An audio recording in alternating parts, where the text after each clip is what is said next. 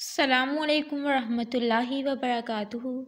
रमज़ान का ख़ास ख्याल रखो क्योंकि ये अल्लाह ताला का महीना है जो बड़ी बरकत वाला और बुलंद शान वाला है। उसने तुम्हारे लिए 11 माह छोड़ दिए हैं जिनमें तुम खाते हो और पीते हो और हर किस्म की लज्जात हासिल करते हो, मगर उसने अपने लिए एक महीना को ख़ास कर लिया है।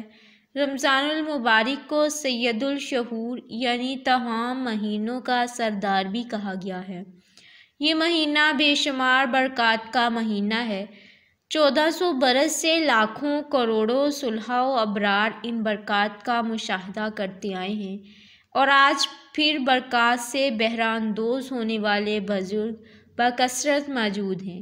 इन अय्याम में मुखलिस रोज़ादारों को ख़ास रूहानी कैफ से नवाजा जाता है, उनकी दुआएं सुनी जाती हैं, उन पर अनवार के दरवाज़े खुलते हैं, उन्हें मुआरफ़ से बहरावर किया जाता है, वो कश्फ़े रोया और अल्हाम की नेमत से सरफराज होते हैं और सबसे बढ़कर ये कि उन्हें खुदा की लका नसीब होती है तो उस पर अल्लाह की बेपाया रहमतों का नज़ूल होता है। माह रमज़ान में जो लोग अज़कार व तस्बीहात करते हैं वो इस माह के दौरान ये 4 वज़ाइफ भी कर सकते हैं।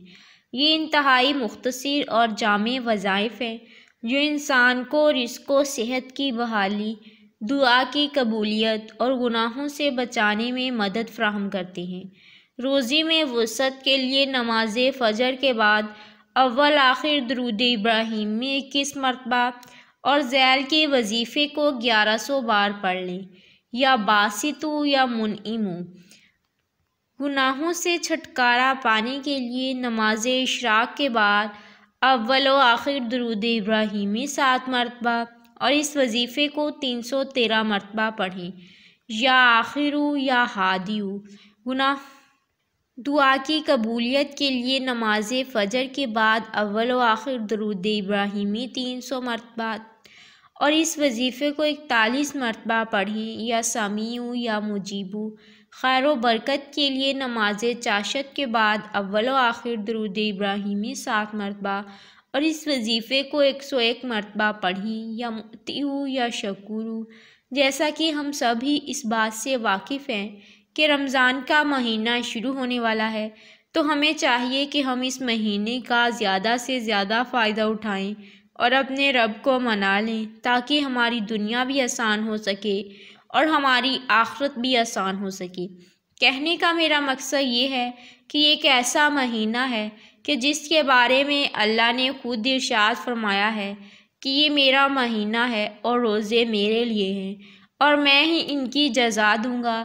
तो हमें इस महीने की कदर करनी चाहिए और इस महीने में किए जाने वाले वज़ाइफ को भी करना चाहिए यकीन और कामिल भरोसे के साथ, ताकि हमारी जितनी भी मुश्किलात हैं वो हल हो सकें और हमारी ज़िंदगी एक पुरसुकून राह की तरफ गामज़न हो सके। अल्लाह हम सब का हामी व नासिर हो। आमीन।